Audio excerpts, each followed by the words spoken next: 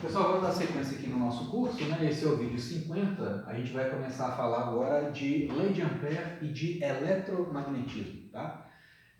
Até o ano de 1820, o estudo da eletricidade e do magnetismo era feito de forma independente, né? Os fenômenos elétricos, os fenômenos magnéticos, né, eram interpretados como sendo fenômenos de natureza física completamente diferente um do outro, completamente independentes um do outro, tá? E assim, de certa forma, quando a gente pega o desenvolvimento das ideias, né, dá para entender o porquê. É difícil você imaginar, principalmente antes da primeira metade do século XIX, né, você imaginar que existia uma conexão entre as duas áreas, né? Hoje, para nós, é uma coisa natural, né? A gente fala de ondas eletromagnéticas, né? A gente consegue tratar essas duas áreas com uma certa naturalidade. Mas não era assim até o ano de 1820. Tá? Nesse ano aqui, a gente considera que nasceu o eletromagnetismo, né? Ou seja, o estudo dessas duas áreas de forma conjunta. Tá? Por que disso, gente? Nesse ano de 1820 foi feito um experimento extremamente simples chamado de experimento de Ørsted. Né? O Ørsted foi um físico e professor de física dinamarquês, se não me engano. Tá? O que aconteceu? É incrível assim, a simplicidade do experimento e toda a consequência teórica que isso trouxe para o desenvolvimento do eletromagnetismo. Tá? Esse experimento dele foi o seguinte, ele estava fazendo uma série de testes com circuitos elétricos, né, de corrente contínua, lá no laboratório dele, e aí ele diz a história, né, que acidentalmente ele deixou uma bússola próximo de uma das afiações lá do circuito elétrico dele. Aí ele notou o seguinte, quando o circuito elétrico estava desligado, né, ou seja, quando não tinha corrente elétrica fluindo pelo circuito, a bússola dele apontava na direção do campo magnético da Terra, né, na direção sul-norte, de acordo com o campo magnético local da Terra, né, lá no laboratório dele. Aí ele percebeu que quando ele fechava o contato aqui com a bateria, né, quando ele ligava o circuito e estabelecia uma corrente elétrica, essa bússola ela saía de uma certa orientação e sofria uma deflexão. Aí ele desligava o circuito, ela voltava para a direção original, de acordo com o magnetismo da Terra. Né? Ele ligava o circuito, a bússola defletia. Desligava, voltava para o original. E fazia isso. Cada vez que ele ligava o circuito, a bússola sofria uma deflexão. Bom, qual que foi a interpretação óbvia disso, né? De alguma maneira, o fluxo de corrente elétrica, né? Ou seja, a existência de cargas elétricas em movimento produz interações, produz linhas de indução magnéticas, né? Porque a bússola, ela só responde, ela está eletricamente neutra, então ela só responde à ação de campos magnéticos que estão passando ali nas proximidades dela, né? Ou seja, ela só responde à ação do campo magnético local. Então, se você liga a corrente, coloca cargas em movimento e a bússola sofre uma deflexão, é porque, de alguma maneira, o fluxo de corrente estabelece magnetismo, ou seja, estabelece linhas de indução magnéticas que são responsáveis pela deflexão da bússola. Né? Tem várias histórias aí, né, por trás desse experimento. A versão original é que, de fato, o Ørsted estava fazendo experimentos lá no laboratório dele, e ele verificou isso, né, e aí publicou essa descoberta. Né? Tem uma outra versão que é a seguinte, né, o Ørsted ele era um professor de segundo grau, né, numa escola lá na Dinamarca, se não me engano. E aí ele, fazendo lá um experimento, né, desse tipo, aí ele deixou de fato a bússola nas proximidades do circuito, e aí durante os experimentos diz que um aluno dele que notou esse efeito, né? Que quando ele ligava o circuito, a bússola defletia. Né? Então, assim, a princípio, de acordo com essa versão da história, uma versão extraoficial, né? Foi um aluno dele que percebeu esse efeito e não o próprio Ørsted. Né? Mas aí acabou que quem fez as investigações e depois reproduziu isso em laboratório e fez experimentos mais cuidadosos, né? Foi o próprio Ørsted e ele acabou levando o nome, né? Levando a fama aí, né? Então, assim, é difícil saber o que realmente aconteceu, mas a versão oficial é que foi o próprio Ørsted que fez essa verificação, tá? Tem até um vídeo que eu indiquei aqui para vocês, é um vídeo do próprio YouTube, né? Depois eu vou colocar na descrição desse vídeo o link para esse outro vídeo aqui, que é o Física Animada, a experiência de Ursig, né? É só uma montagem experimental bem simples, né? Com um fio de corrente contínua e uma bússola nas proximidades dele, né? Aí o camarada vai ligando e desligando o circuito, e aí você vai vendo a deflexão da bússola, e aí você vê o seguinte, que isso também o Ursig verificou, que dependendo do sentido com que a corrente fluía no circuito, a bússola defletia numa direção. Se ele invertesse a polaridade da bateria e a corrente elétrica fosse estabelecida no sentido inverso, a bússola defletia na direção contrária, né? Então, não só o fato de a bússola sofrer uma deflexão, a orientação dessa deflexão depende da orientação da corrente, ou seja, a orientação das linhas de campo magnético criadas por aquela corrente vai depender do sentido da corrente, tá? Então, assim, lá no ano de 1920, né, o Ursig então fez essa descoberta, publicou essa descoberta, e aí imediatamente o pessoal começou a fazer experimentos, né, começou a testar as relações entre a corrente elétrica no circuito e as linhas de campo magnético que ela cria no espaço ao seu redor, né? Ou seja, essa descoberta então permitiu verificar que a origem do magnetismo na natureza são cargas elétricas em movimento, tá? Então o pessoal começou a fazer experimentos para estabelecer relações, né, empíricas entre a corrente e a direção de circulação das linhas de campo magnético, né, criadas por aquela corrente, tá? E aí a orientação é a que está colocada aqui no quadro para a gente discutir, tá?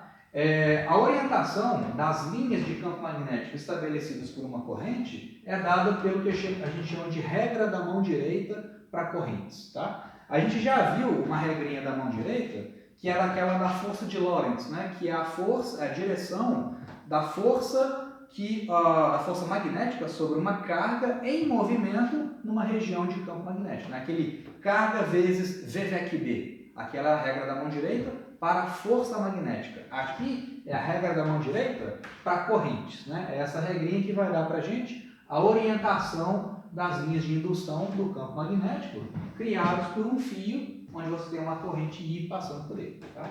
Essa regra é a seguinte, pessoal. Digamos que você tem aqui um fio compridão, tá? E aí você tem uma corrente I atravessando esse fio nesse sentido, tá? Esse I é a corrente convencional, tá? A gente vai considerar sempre o fluxo de cargas positivas, tá legal? Então você tem esse fio aqui bem comprido, né, retilíneo, e você tem essa corrente atravessando essa fiação, tá? A corrente convencional. Então a orientação é a seguinte, pessoal, você coloca o seu dedão direito no sentido de fluxo da corrente, né? Então aqui, ó, esse pincel aqui seria o pedaço do fio, né? Então você coloca o dedão no sentido da corrente e os seus dedos curvados vão te dar, esses dedos curvados, eles não vão circular a fiação. Então essa direção de circulação dos dedos curvados da sua mão direita, essa direção é justamente a direção de circulação das linhas de indução do campo magnético, tá? Então, de novo, dedão no sentido da corrente, os dedos curvados circulando o fio vão te dar a orientação das linhas de campo magnético, tá ok? Então, é uma regra até mais simples de aplicar do que aquela da força magnética, né? Essa aqui é mais direta. Dedão no sentido da corrente convencional e os dedos curvados no sentido das linhas de indução, tá? Sempre circulando o fio, lembrando que linhas de indução de campo magnético, ao contrário do que acontece no campo elétrico, né? As linhas de campo magnético, elas são sempre fechadas, tá? Nunca tem linhas abertas, são sempre linhas fechadas, tá bom? Então aqui a gente está olhando essa corrente, né? E essa fiação, a gente está tendo aqui uma visão lateral. Se eu pegar essa fiação e olhar de frente, né? Digamos que esse fio, né, está aqui atravessando o quadro e a corrente está vindo na nossa direção. Então eu represento isso por um círculo, né, que é o fio, e esse pontinho que é a corrente, digamos, ela está saindo do quadro. Então, nessa perspectiva aqui, ó, você tem dedão no sentido da corrente convencional e os dedos curvados vão te dar a direção de circulação das linhas de campo, né? Então, nesse caso aqui, essa direção é anti-horária. Legal? e concêntricas ao fio, né? Essas linhas circulares, elas são concêntricas ao fio. Aqui eu estou supondo que esse fio, ele é muito compridão, tá? Ele é bem comprido, então o campo magnético, nesse caso, ele só depende da distância que você está, a intensidade do campo magnético, né? Só depende da distância que você está em relação ao fio, tá? A gente já vai discutir isso daqui a pouco, com a lei de Ampère. Então a gente fala que esse problema, né, onde você tem um fio muito comprido, um fio, por exemplo, cujo comprimento é muito maior do que a espessura dele, esse fio ele tem simetria cilíndrica, tá? Ou seja, o D só depende da distância que você está até a corrente, né, que está atravessando ali a fiação, tá? Isso dá para perceber experimentalmente quando você pega, né, um fio bem comprido e aí você espalha um tanto de limalha de ferro, né, aquelas lasquinhas de ferro que eu já mencionei com vocês, você espalha no entorno desse fio, né? Se a corrente for suficientemente grande, ou seja, se os vetores B forem suficientemente intensos, essas lascas de ferro são ímãzinhos elementares, eles vão ficar todos alinhados de acordo com o vetor campo magnético naquele ponto, né? Então, se aqui eu tiver um pedacinho de ferro colocado nesse lugar, ele vai ficar alinhado com o vetor campo magnético naquele ponto, tá? Mesma coisa aqui, mesma coisa nos outros pontos. Então você vai ver um padrão circular, são vários círculos concêntricos de lascas de ferro, né, no entorno desse fio, tá? E lembrando, né, essas linhas aqui são as linhas de indução. Como que eu represento o vetor campo magnético? Ele é sempre tangente às linhas de indução em cada ponto, tá? Então aqui, por exemplo, ó, ao longo dessa linha, né, você tem essa linha mais externa, os vetores têm a mesma intensidade, por causa da simetria cilíndrica, só depende da distância até a distância R, né, até o fio, e são todos tangentes à linha de indução. Tá? Então, beleza. Então, essa é vamos dizer assim, é a verificação empírica, né, do comportamento do campo magnético nas proximidades de um fio condutor. Tá legal? Aí, como eu falei com vocês, gente, o pessoal começou a estabelecer uma série de relações matemáticas, né, entre o campo magnético e a corrente, tá? E a relação mais fundamental entre essas duas grandezas, né, ou seja, entre o campo magnético e a sua fonte, que são cargas em movimento, né, corrente, essa relação mais fundamental é o que a gente chama de lei de Ampère. A lei de Ampère é uma das equações fundamentais, uma das leis fundamentais do eletromagnetismo. Eu já mencionei para vocês, né, algumas vezes. O eletromagnetismo ele é constituído por 4 leis fundamentais. Uma delas a gente já viu, que é a lei de Gauss da eletricidade, né? E a outra é a lei de Ampère, ok? Que vai relacionar o campo magnético com a sua fonte, que são cargas em movimento. Depois a gente vai ver outras 2 leis, tá? Que é a lei de Faraday e a lei de Gauss do magnetismo. Tá? Por enquanto, vamos ver aqui a lei de Ampère. A lei de Ampère, pessoal, ela diz o seguinte, que a integral de B escalar dl, o que é uma integral desse tipo aqui, gente? É uma integral de linha, é uma integral de caminho. Então, significa o seguinte, a integral numa curva fechada do campo magnético, ou seja, a integral fechada de B escalar dl, é proporcional à corrente elétrica que está atravessando aquela região de integração. Então, assim, traduzindo isso para o desenho, né? Digamos que você tem aqui uma corrente elétrica que está fluindo. Digamos que ela esteja saindo do quadro, ok? Então, você tem lá os vetores campo magnético que essa corrente estabelece no espaço ao seu redor, tá? E aí eu vou envolver esse fio com uma linha, não é uma superfície, não é uma gaussiana, igual a gente viu lá na eletricidade, não. Eu vou envolver essa ponta aqui do fio com uma curva fechada, tá? Essa curva fechada eu chamo de curva amperiana, tá? Do mesmo jeito, lá na eletricidade, a gente tinha a lei de Gauss, né? Era uma superfície gaussiana fechada, envolvendo, definindo um volume, né, envolvendo uma distribuição de cargas. Aqui é diferente. É uma linha fechada envolvendo um pedaço ali da fiação, tá? E essa amperiana está sendo atravessada por aquela corrente, tá? O que a lei de Ampère fala para a gente? A integral de linha do campo magnético né, ao longo dessa gaussiana aqui, ó, desculpa, ao longo dessa amperiana, né, a integral de linha do campo magnético ao longo dessa curva fechada, que é a minha amperiana, é igual a uma constante vezes a corrente que está atravessando aquela amperiana. Tá? Essa integral de linha, sempre que eu calculo uma integral de linha, eu tenho que definir um caminho de integração. Né? Para onde que apontam os meus vetores dl para que essa afirmação seja verdadeira? A gente orienta essa amperiana, ou seja, a gente orienta o caminho de integração positivamente. O que significa isso?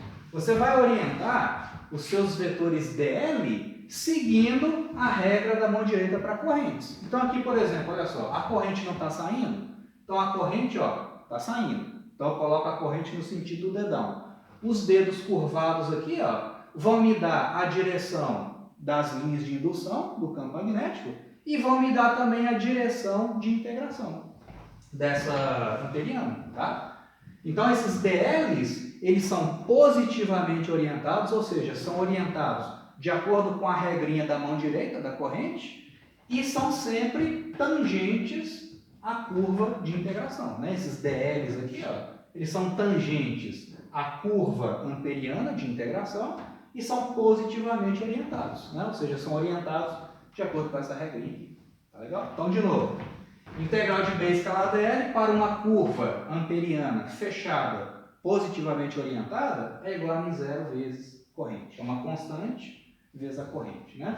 A orientação do dl é, pega a corrente, bota no sentido do dedão, coloca os dedos curvados, e os dedos curvados vão te dar a orientação tanto do campo magnético quanto do sentido de integração dessa integral de linha aqui. Tá? Ou seja, o sentido, a orientação dos vetores dl. Tá? Essa constante que aparece aqui, pessoal, é a chamada permeabilidade magnética do vácuo. Né? A gente viu lá na lei de Gauss, existia o ε0, que era a permissividade elétrica do vácuo. Aqui o μ0, esse μ0, é a permeabilidade magnética do vácuo. É uma constante fundamental da natureza. Tá? Só chamando o valor dela é 4π vezes 10 a menos 7. Só chamando a atenção para as unidades, eu não mencionei isso nos vídeos anteriores, né? Mas o B, a grandeza, campo magnético, ela é medida em Tesla. Tá? O Tesla foi um físico também, né? Um dos precursores aí do estudo do magnetismo. Então a unidade no sistema internacional de campo magnético é o Tesla. Esse a gente representa por esse T maiúsculo. Tá? Então, o μ0, que é a permeabilidade magnética do vácuo, se a gente olhar aqui em termos de unidades, a unidade do μ0 é unidade de campo magnético, que é o Tesla, vezes unidade de comprimento, que é o metro, né? Dividido por unidade de corrente, que é o ampere. Tá? Não tem que saber isso aqui de cor, tá? Mas é só para deixar explícito. Então, o μ0 é uma constante fundamental da natureza, 4π vezes 10 a menos 7 Tesla vezes metro por ampere. Tá? Eu já mencionei isso para vocês também, só de curiosidade, né? O ε0, que é a permissividade elétrica, e o μ0, que é a permeabilidade magnética, o produto dessas duas constantes está relacionado com a velocidade da luz. Tá? Então, a velocidade da luz no vácuo, a gente representa pela letra C, que é 300 mil km por segundo. Né? Isso aqui é igual a 1 sobre a raiz de μ0 vezes o ε0. Tá?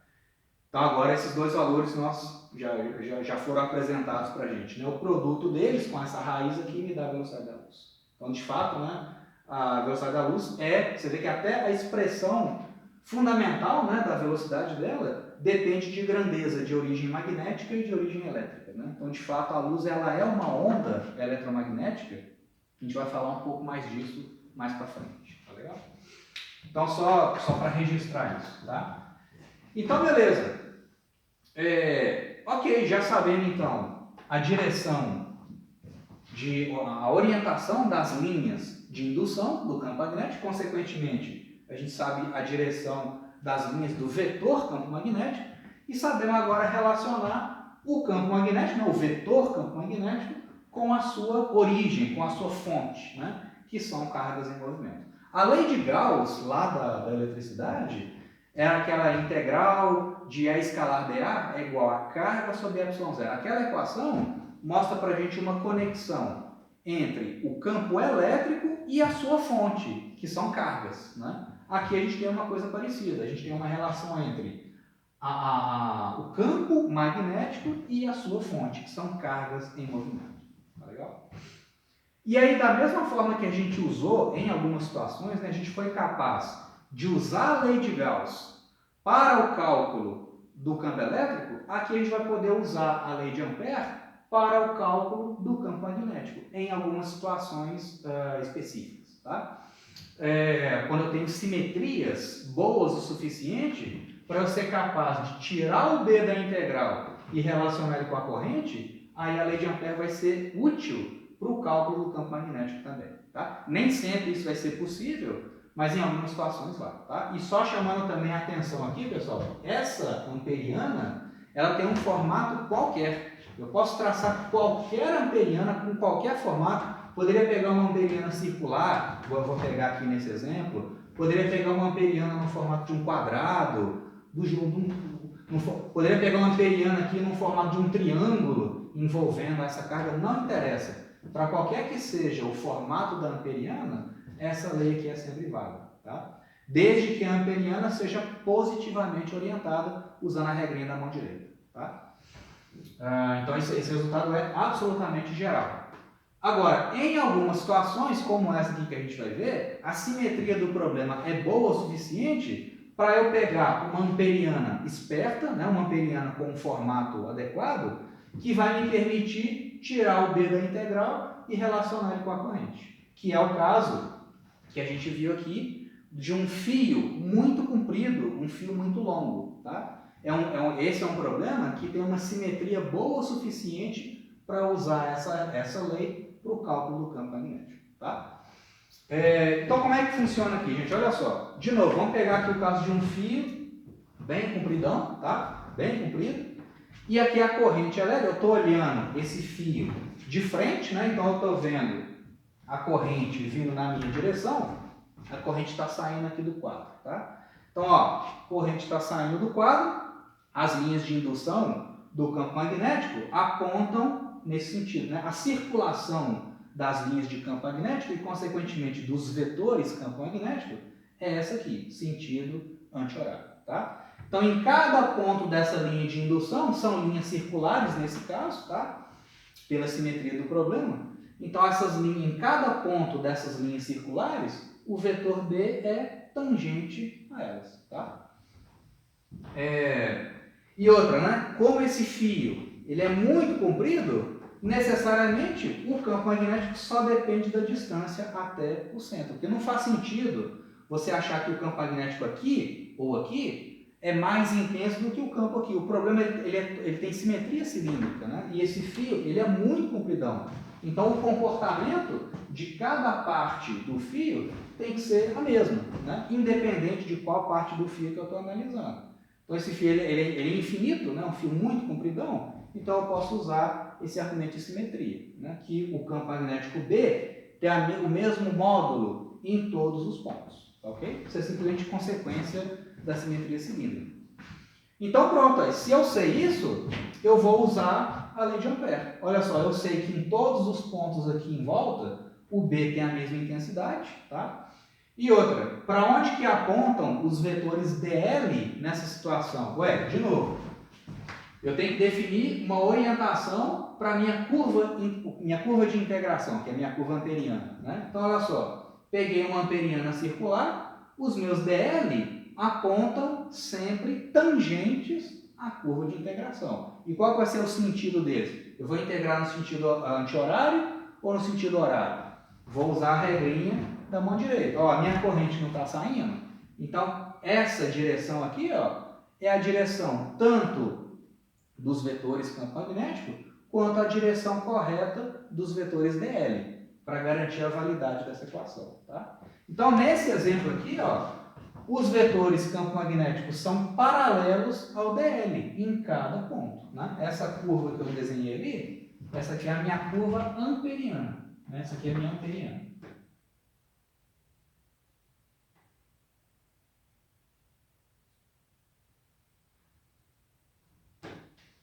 Então, é claro, eu peguei aqui uma amperiana circular, porque é ela que vai me permitir tirar o campo magnético da integral. Né? Poderia ter pego uma outra amperiana, com outro formato? Poderia, mas aí não vai me ajudar a responder o que eu quero, que é achar a intensidade do campo magnético em função da distância até o fio, até a corrente. Né? Então, beleza, o B é paralelo ao DL e tem a mesma intensidade. Então, em cada ponto dessa amperiana fechada aqui, ó, o B escalar dl é módulo de B, que é constante, módulo do dl, né? Cosseno do ângulo entre eles. Cosseno do ângulo entre B e dl é cosseno de zero, que vai dar 1. Né? Então, isso aqui vai ficar o seguinte. Esse B, então, eu vou tirar da integral e vou ficar com a integral de dl. O que é a integral de dl, gente? A integral de dl é o comprimento da minha amperiana. Isso aqui não é um círculo de raio, não é um círculo de raio R. Então, esse raio aqui, ó, é o raio da amperiana. Então, ó, tirei o B da integral, fiquei em integral fechada de dl. A integral de dl é o comprimento do fio, né? Que é um círculo. E o comprimento do fio, então, é 2πr. É o perímetro da circunferência de raio R5.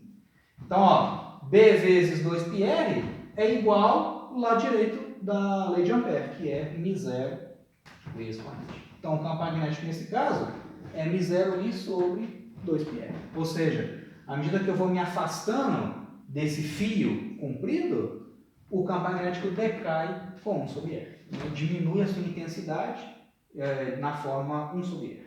Tá legal? Então, a gente vai fazer, na sequência, mais um outro exemplo, utilizando esse tipo de distribuição de corrente, né? Usando fios muito compridos, porque aí, nesses casos, eu vou ter simetria cilíndrica e vou poder usar a lei de Ampère. Tá? Então, no próximo vídeo, o vídeo 51, a gente segue com os exemplos de aplicação da lei de Ampère.